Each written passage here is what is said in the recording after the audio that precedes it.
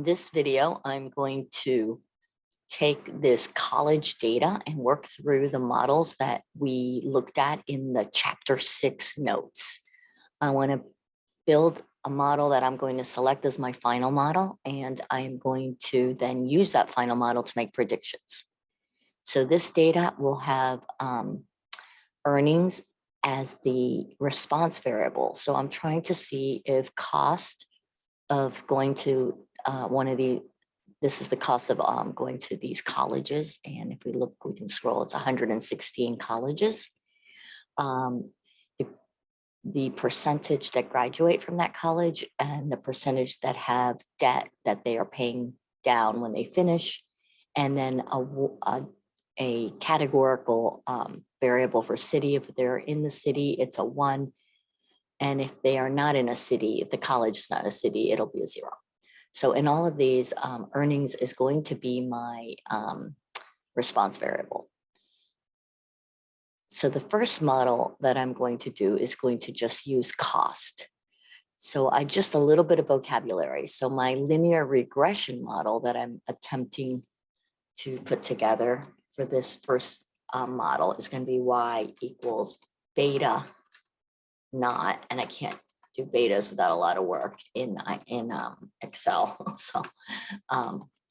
So notice the regression model has beta. So I'll put cost with a capital C. So our cost is going to be the predictor. And in this first one, I'm just going to use, so I'm just using cost. So when I get the linear, when I use Excel on this sample data, right? So let me just try to make this a little more specified. Linear regression model. And so, what I want to do with this is estimate the beta naught and the beta 1 from this sample data. And so the output for running the regression is just one estimate of beta naught and beta 1 based on this sample data. If I had another sample of data, I might get a slightly different output. And what I'm actually, right, the betas are the parameters like out there in the population that we are not able to know exactly what they are. But the B sub 0 and the B sub 1, so not Greek, but the B's are going to be the sample regression coefficient estimates. So we call that the sample. Put it in bold too.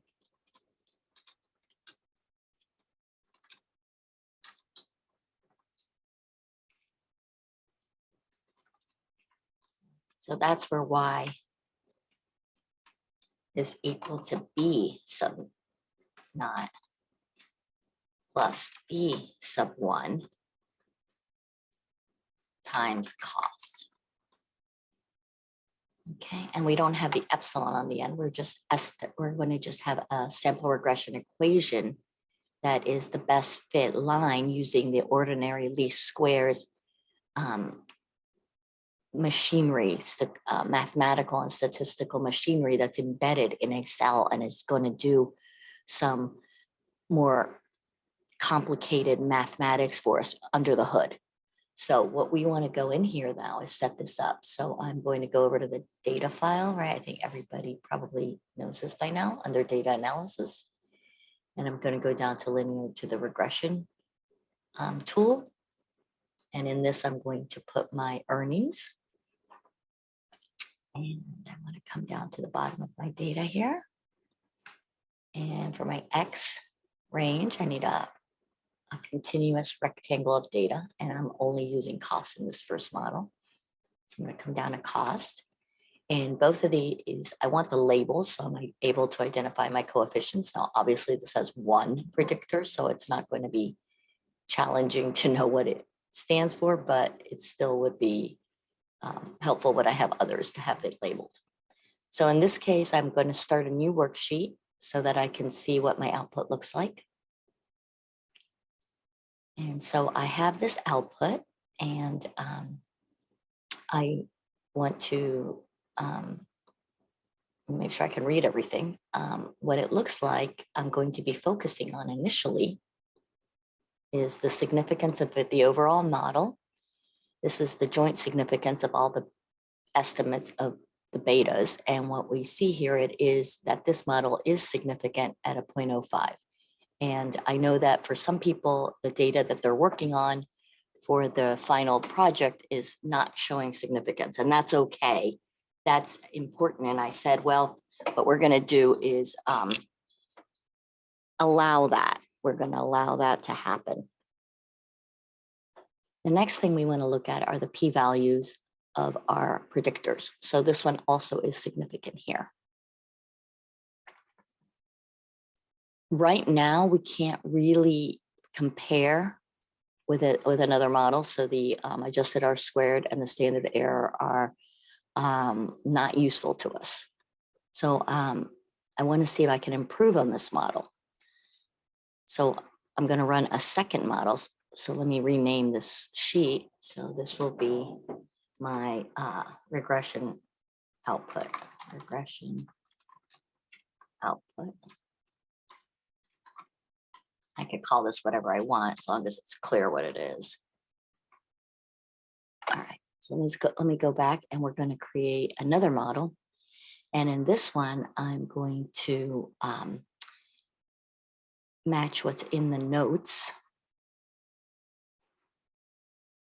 I'm going to try to build these three models. So the second model uses cost, the graduation rate, and debt, and drops and doesn't have city in it. So I want to run that model.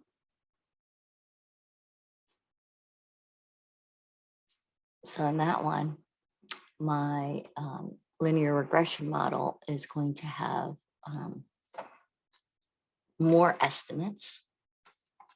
So this is going to be a beta 2 times the graduation rate plus a beta 3 times the percent having debt. And then my output from running a linear regression model will have the coefficients. So going back to the first one we just did, what this is telling me, it's important to understand what the output is telling you on the coefficients.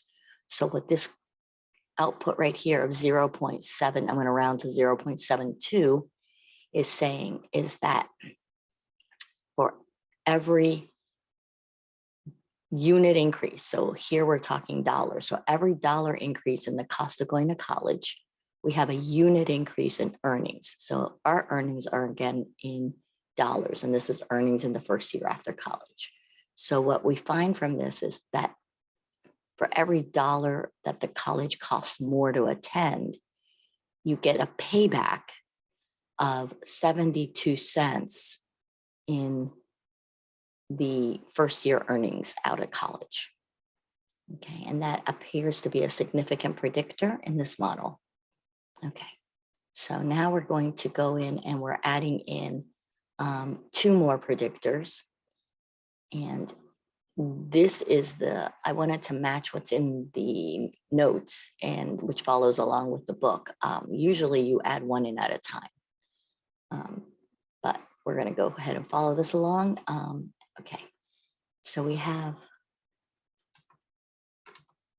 beta 1 times cost, and the book takes an approach, and there's many different schools of thoughts, and there's no one right way to add or remove predictors. So the book tends to start with adding more and then start removing them. Even though in this part of the notes, if you look back at the notes from 6.1, it would actually start with all of them. So what we are, in some places you add and then kind of do tests along the way and subtract and then add different ones. Anyway, there's a whole theory as to the right way to do this. And I think what's going to come out of it is some kind of AI approach where you consider every possible way. But anyway, for right now, we're just going to go in here and naively add in 2 more. So we're going to get these coefficient estimates. So we want to, this is going to be 2 times grad plus a B, 3 times det. Okay. So we're going to get these sample coefficients, sample regression equation coefficients. And they're going to be a estimate of the betas in, if this were for this model. I want to run this linear regression model that has the cost, graduation rate, and percent with debt. And so to do that, I want to include the same response variable, but for the output, I want to make sure I include from the upper left corner to the bottom right corner of my data that has my predictor data. And for my output range, I'm going to select a location in my output that's going to be, I want to put it over here. So I'll align the output from my models just to make it easier. Okay, so let's say I do that. And then this is my model 2.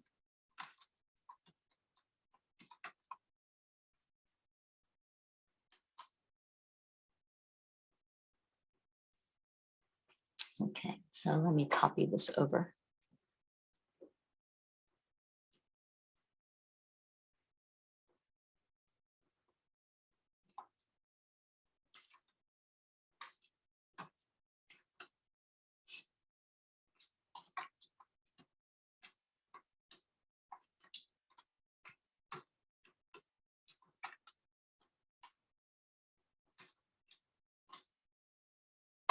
Okay, so the first thing we want to look at is in this model is the overall significance. We see that it's overall significant. And then we want to look at the p-values of the coefficients. And we see that cost is significant and the graduation rate is significant. If we're using 0.05, we see that debt is not significant. So right now, debt does not look like a great predictor.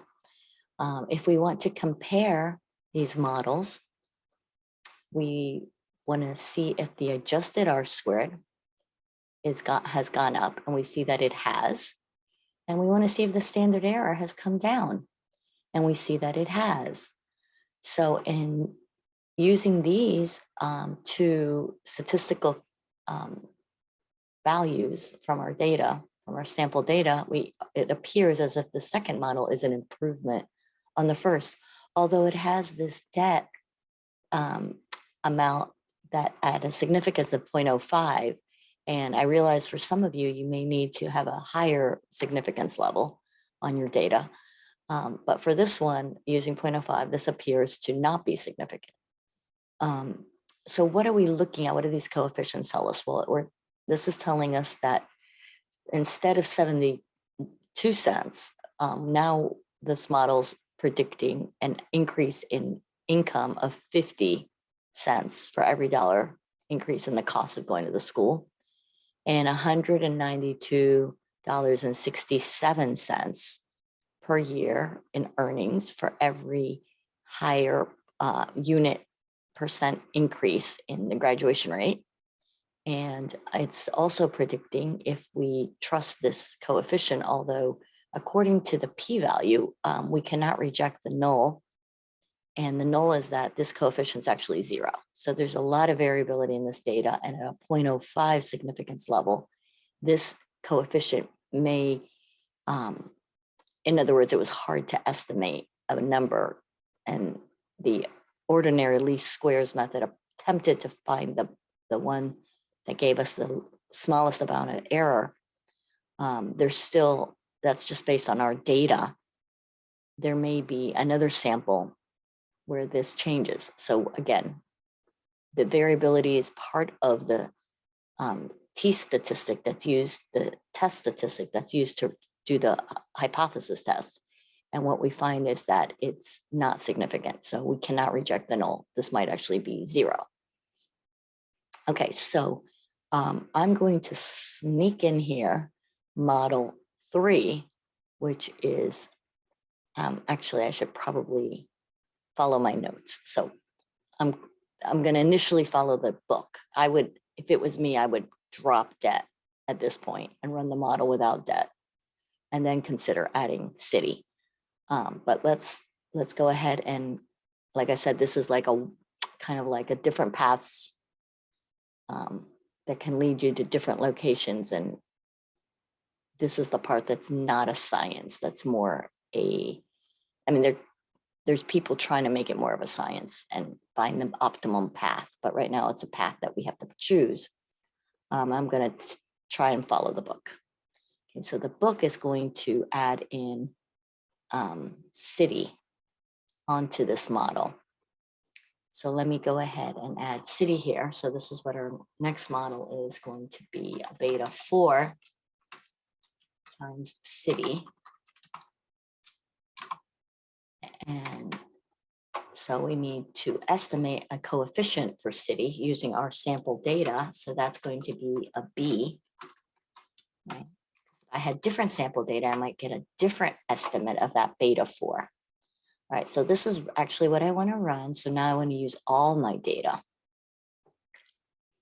So let me go ahead and do that. All right, so my response variable is still earnings. That's all good. This one needs to change. So let me go ahead and go from the top to the bottom.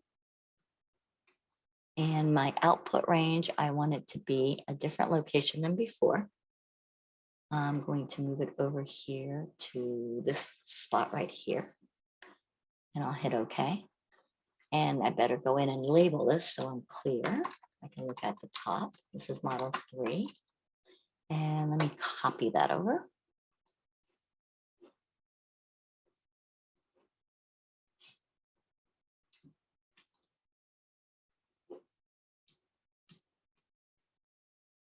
Okay.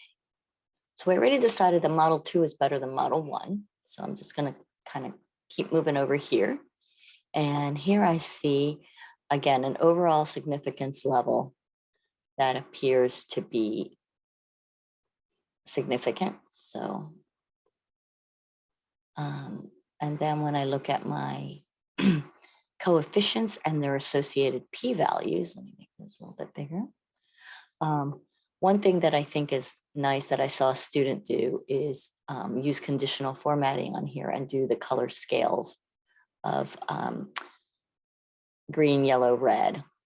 So I would actually go with the second one in the scale, and that is to make the lower numbers more green.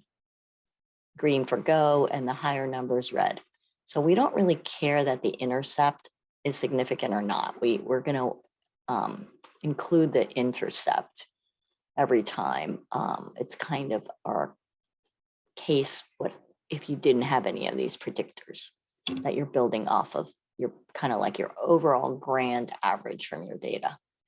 And then what we're going to see now is that cost is still significant.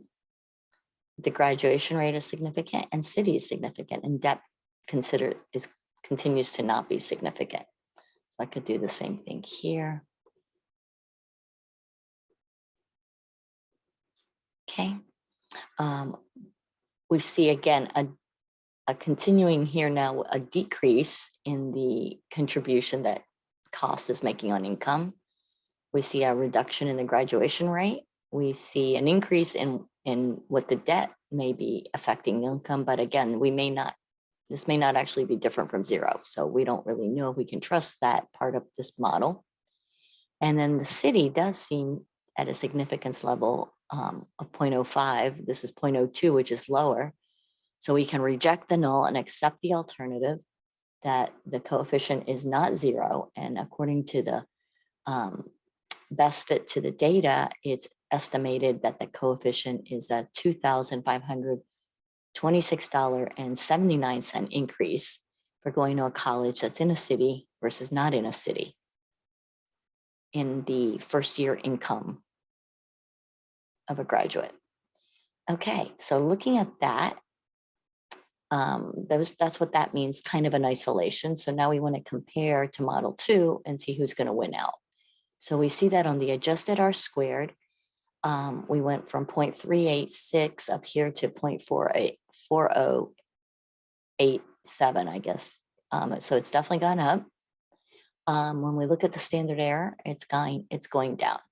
So again, both of these are going in the direction we want them to go in if we're going to have to select. So based on this, it appears as if model 3 is better than model 2.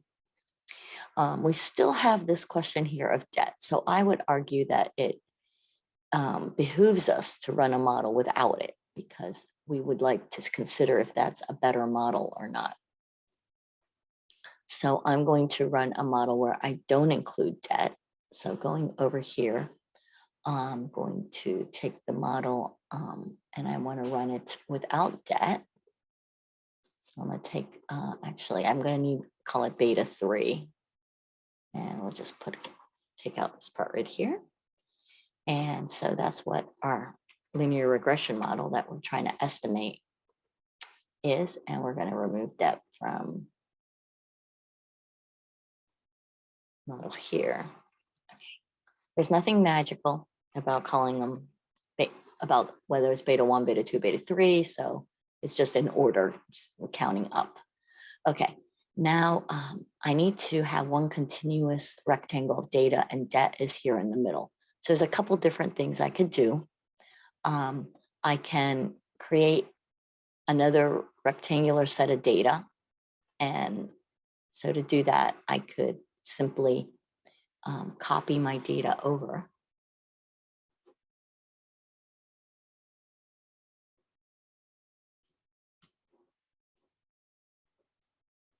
Say I copy it over to here.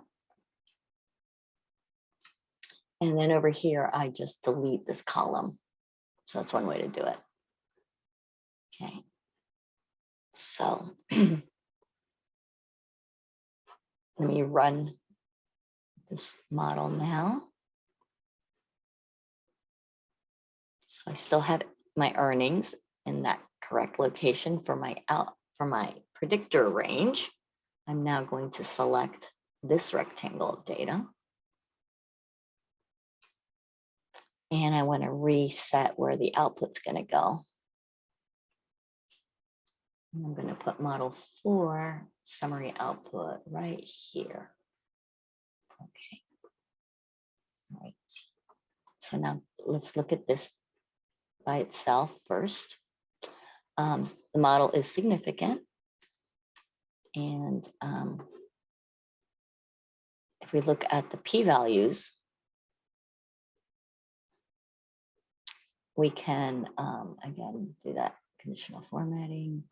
We can see that city is the biggest one, but it's still significant at 0.034 for using a 5% significance. Okay, and again, now we want to compare. This is going to be model 4. And I'll just jump over and get that. You don't have to put this on this. You don't have to put this where I was just showing you what the model is next to the data, but you don't have to put it there, but you do want to label it somewhere near your output. So it's really clear what's going on that you're trying to, as you read across these, what you're trying to model here. It's kind of a check that these coefficients are the ones that are in here. Okay, so now we see slightly different estimates on these numbers. We want to compare these. So if we look at the adjusted R squared, we want it to go up, and we see that it does not go up, but they're so close. The numbers are very, very close to each other. So even though this is lower, it's not lower by a lot. So if you looked at the percent that it's lower, compared to the other model comparisons, this is looking very close. The standard error, we want it to go down, and we see that it actually went up, and it appears to have gone up a little bit more significantly than the adjusted R squared went down. So if you were to just go by the strict adjusted R squared and standard error, you would say, well, the model 3 still beats out model 4. But sometimes when you add more predictors, you're going to cause that standard error to go up, even if the model in some sense is a better model. So this is where you may need to make a decision between these. We now have all of our predictors are significant. The change in these statistics is not great. It's not a large jump in the wrong direction. And so because of that, because the adjusted R squared are close to each other, and this, which is the one I primarily prefer to compare. The standard error, I expected it to possibly be a little bit worse. Sorry, with more predictors is where you automatically tend to get it to drop on you. Anyway, I'm going to say my final choice is model 4. So let's just go ahead and identify that so that we don't forget. And I'll just say final model here. Let me put that here, final.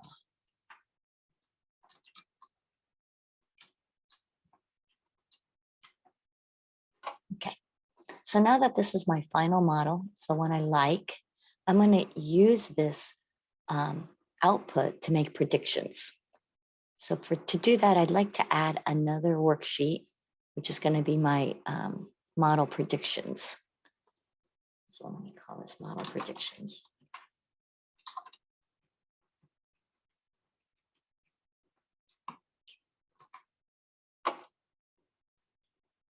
So for here, I'm going to copy over the model for heading. I'll make sure I got that in here. And then maybe we don't need to have this highlighted anymore. Okay. And I'm going to copy over the coefficients. All right. So I'm getting the coefficients for each of the predictors, and I'm going to copy that here.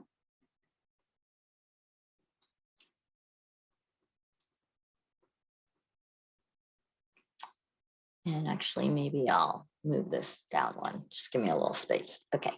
And now I'm going to, from this, I'm going to make predictions from this data. So I'm going to have various scenarios.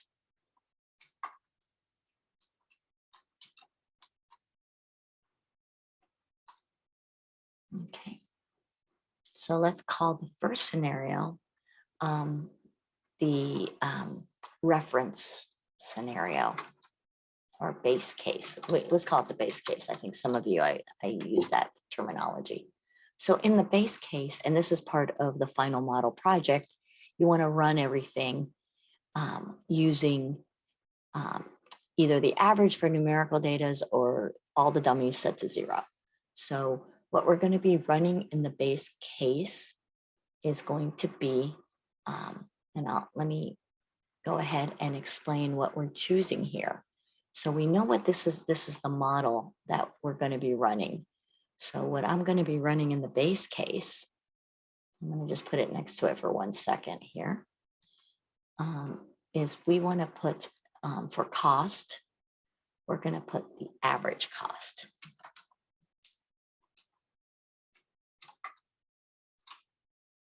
And for the graduation rate, which is also numerical, we're going to put,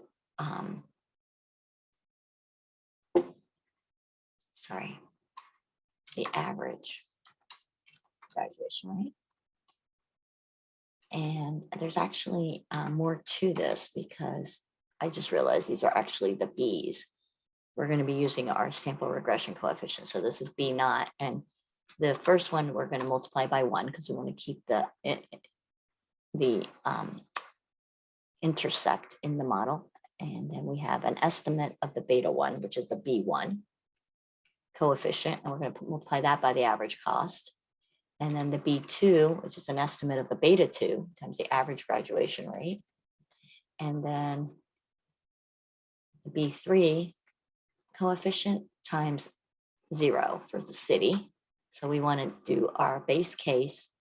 And we have no random error when we put together the prediction.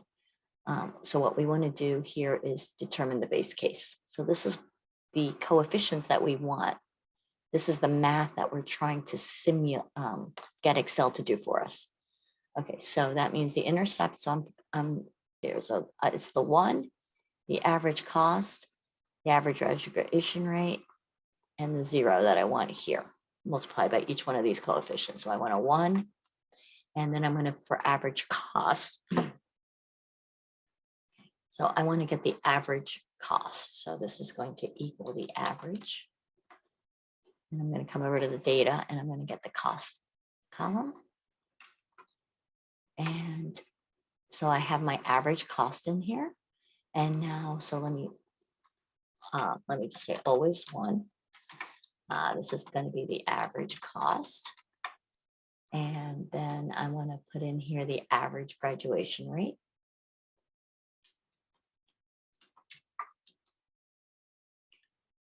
So let's go in and get that. So this is going to be the average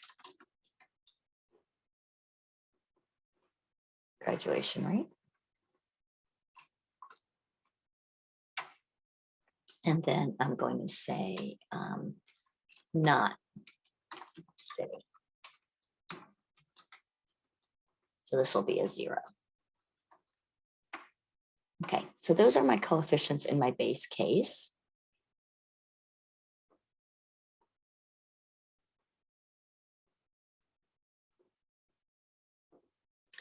And then I'm going to do predictions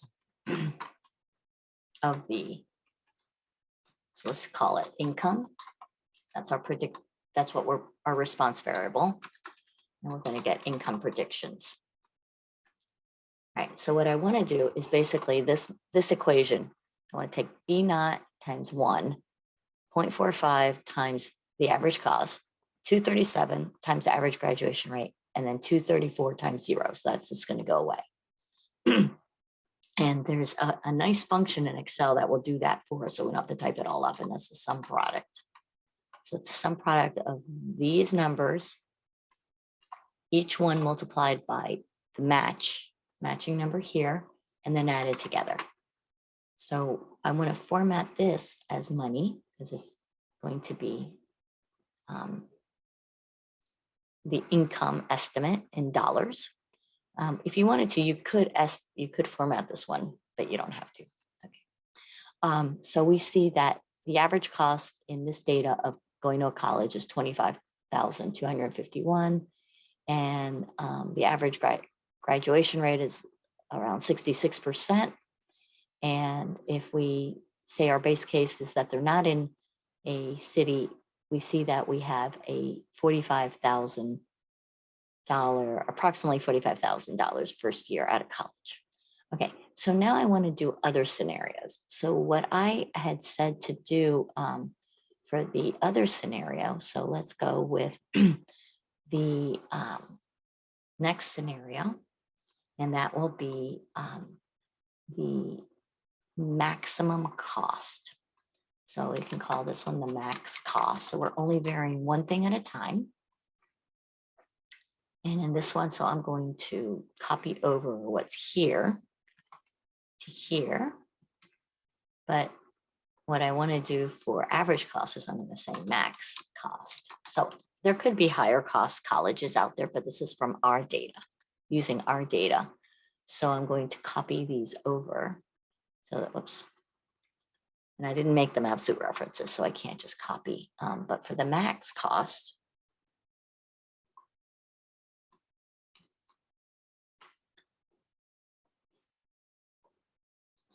the max cost, And then the average graduation rate, as long as I make these absolute references, then I can just copy that over.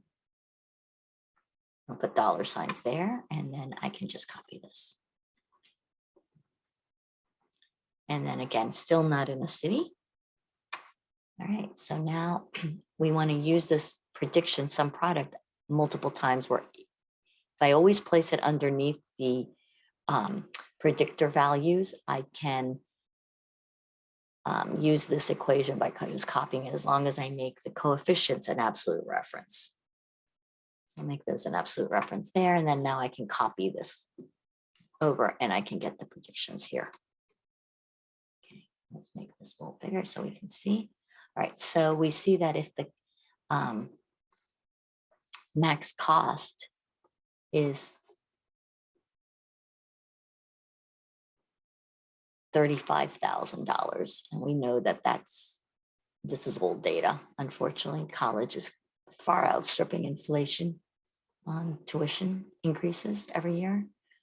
So the max cost from our data is a college that was $35,000, and we see an increase in the income prediction to $49,751.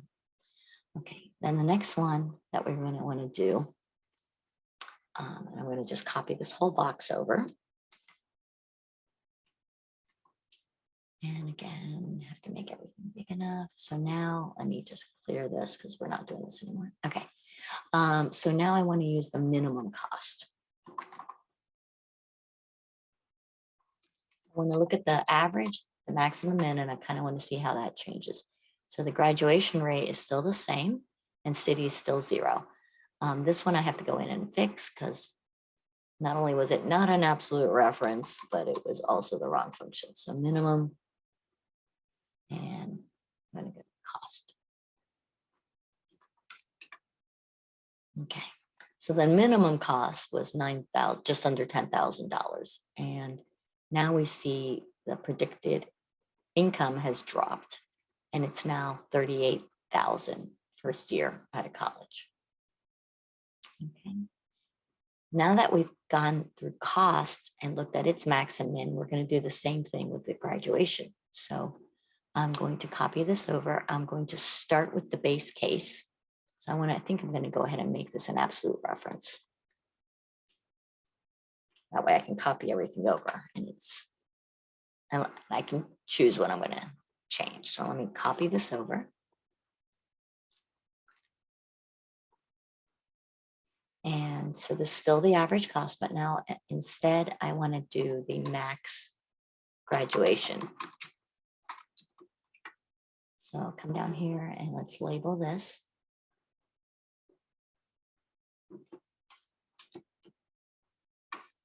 And let's get the right value here. So we don't want it to be the average. We want it to be the max. And let's just make sure that was pointing to column D, right? So let's just go over to college, make sure that did pull in D, the graduation rate. Perfect. Okay, good. So now we see that if you use the maximum percentage higher the graduation rate, we have a higher prediction now even. So it looks like increasing the graduation rate to the max in our data gave us a higher income even than the maximum cost did. And oh, my bad, I forgot to change the title on this middle box. This should have been minimum cost. Okay, that's the minimum cost. So now let's take this one and copy it over. And I want to call this one the minimum graduation rate. So let's see how things change when it's the minimum graduation rate.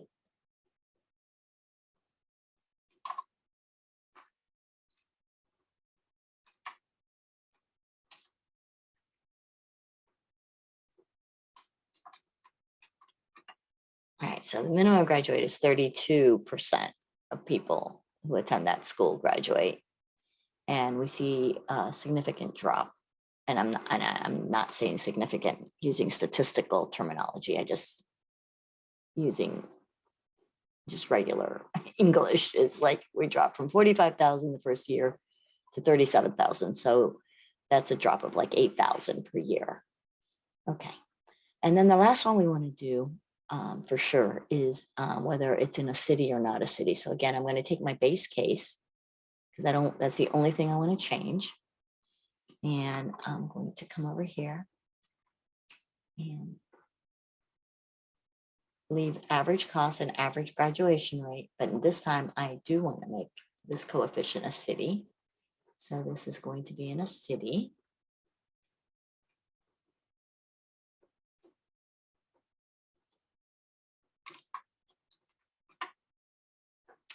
And so we see that the